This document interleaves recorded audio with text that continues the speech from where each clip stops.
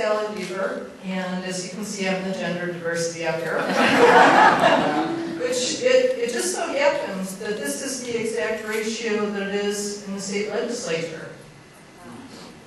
Counting Peter? Not counting Peter, but probably like half of Peter. And if we were talking about Congress, there would be twice as many guys up here with me. And in a system that is dominated by money and the power of lobbyists and the power of corporations, it is very, very difficult for women, for people of color, to run for office. And it's still the case in our country, and I think really in just about every place in the world, that men and women are raised differently as boys and girls. And I think that women bring something different to the political process. I know that my first 2 years in the state assembly, when I was the only woman out of 19 members of the Assembly's Insurance Committee, I brought a different perspective on many issues than the other members of that committee did. And I think of times when people wanted to present a bill, but they said, I only want to present the bill when you're there, because I know that you will understand the importance of covering certain procedures, of covering different kinds of things that deal with women's issues related to insurance.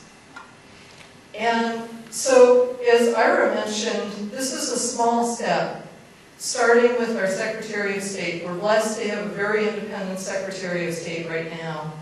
But we have to ensure that our next Secretaries of State are really a watchdog for the citizens of California and not a lapdog for the money corporations of California.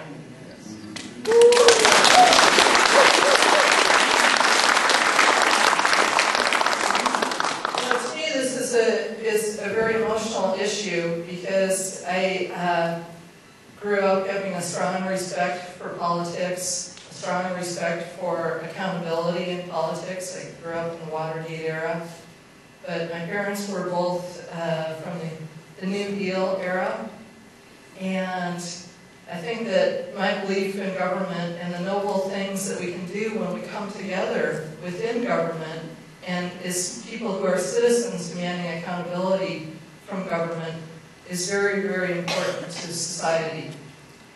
And to me, when I was in Sacramento, I was blessed to be there for 6 years. I rose to be the highest ranking woman in the state assembly. I was Speaker Pro Tem, holding a seat where I was only the third woman since 1849 in that position.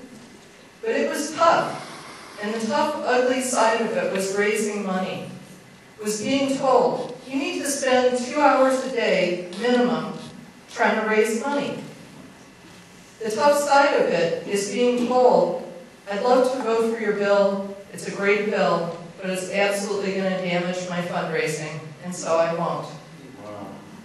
And seeing issues go down by 1 or 2 votes is heartbreaking. When you know that it's something that the community wants, that California wants.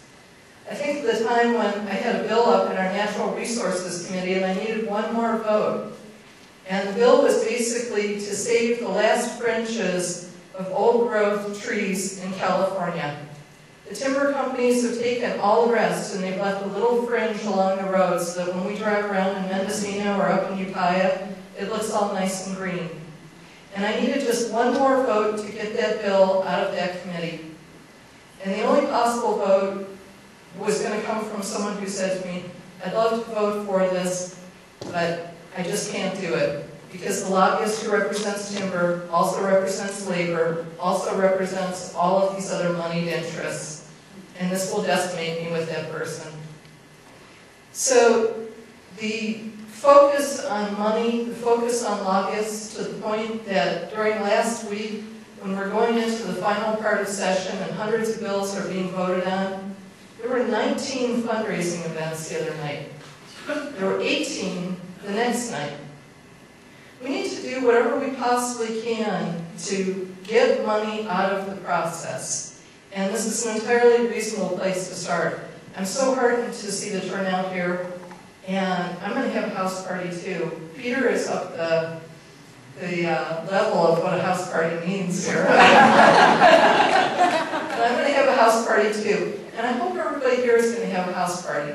Because it doesn't matter if you have 5 people, or 10 people, or 15 people, or 20 people. The point is that we need to get the ball rolling. And it's just like a big snowball. Every little piece of snow that you put on it adds up over time. And we're going to get there. But this election in June 2010 is going to come faster than we think. So whatever you can possibly do, if you can pull together even 3 or 4 friends, it will mean a lot to this campaign. And I want to thank you so much for being here today at the ground level.